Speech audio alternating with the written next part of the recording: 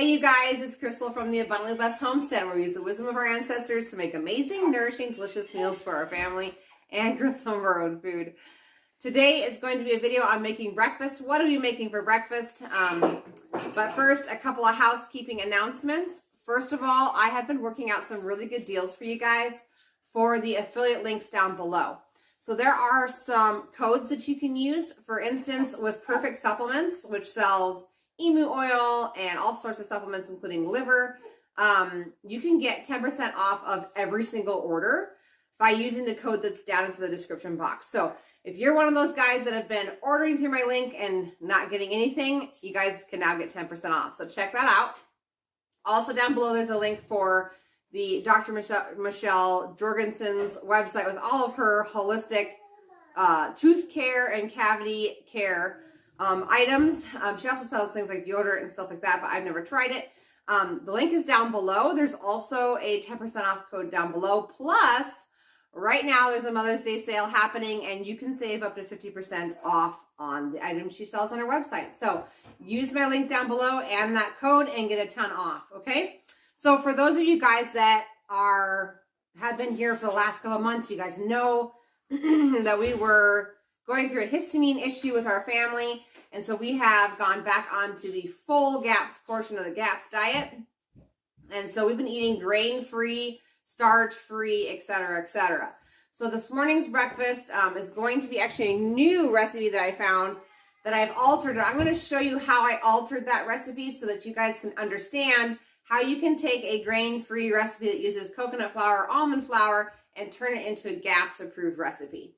Also, in my cookbook here, if you guys haven't grabbed it, the link is down below. All you do is click pay with your form of payment and I ship it right to you.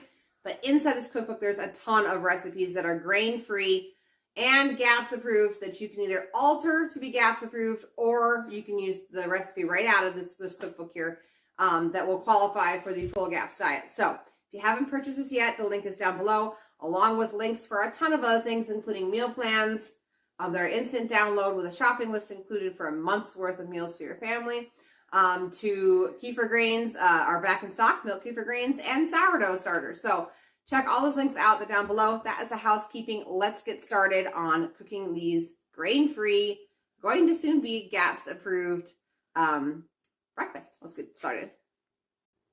So the original recipe that I got from online called for coconut flour, eggs, coconut oil, milk, baking powder, and vanilla.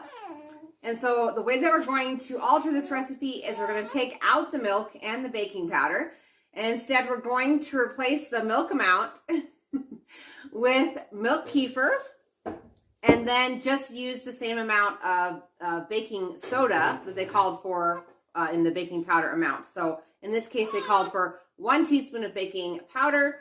So we're going to go ahead and swap it for 1 teaspoon of baking soda and 1.25 cups to 1.5 cups of kefir, depending on your coconut flour. With my baking, I always use Azure Standard coconut flour, so just keep that in mind. If you use different brands of coconut flour, you'll need to adjust that kefir amount up or down.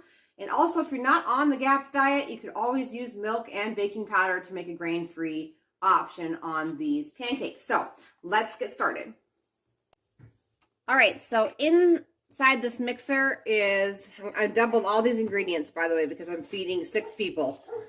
So inside the mixer is 2 cups of coconut flour, and I'm now going to add 24 eggs.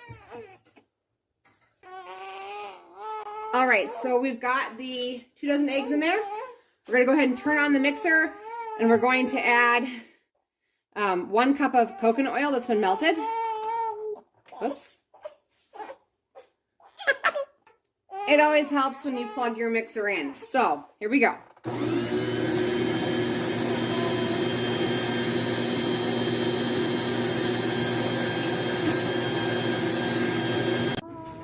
Next ingredient is 1.25 cups of kefir or milk if you're not on GAPS. Okay, that last amount was actually incorrect. It is going to be 2.5 cups of milk kefir or milk. I forgot I'm doubling the recipe. All right, 2 teaspoons of baking soda. Or if you're using the regular dairy milk, it would be 2 teaspoons of baking powder, 2 teaspoons of vanilla. I'm just going to eyeball it.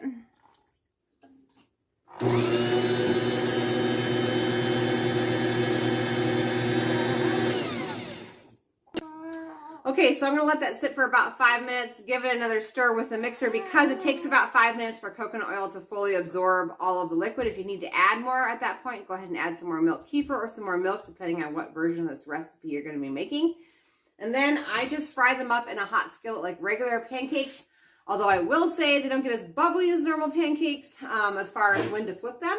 So typically I watch the edges and they start to turn golden brown, and that's when you're going to go ahead and make the flip.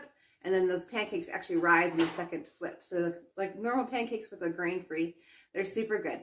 And just in case you're asking or thinking inside your head, okay, you can't have maple syrup on the GAPS diet, so what are you going to top these pancakes with? So what I typically do is I put about 1/2 cup of butter into a small saucepan. And I go ahead and melt it. And then I either add applesauce or pear sauce to that. Today it's going to be some pear sauce.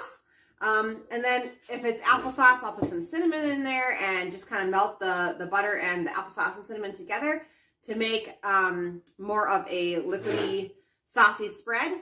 If it's still really super thick, I can add some milk kefir after it's done melting to make it more of like a syrup. But that's what we do for the top of our pancakes and waffles when we're on the GAPS diet. So that is what's for breakfast this morning. I hope you guys enjoyed this video. I do miss you guys going live, and hopefully that'll be coming back soon and even better than before. So if you guys like this video, please give it a thumbs up. Also, a little reminder, I am over on Instagram. The link is down below if you'd like to follow me over there. I don't post a ton, but I do post other things than just cooking there. So if you'd like to check that out, the link's down below. And also remember, all those links with all the discounts, they're down below, so check it out. All right, I'll see you guys in the next video.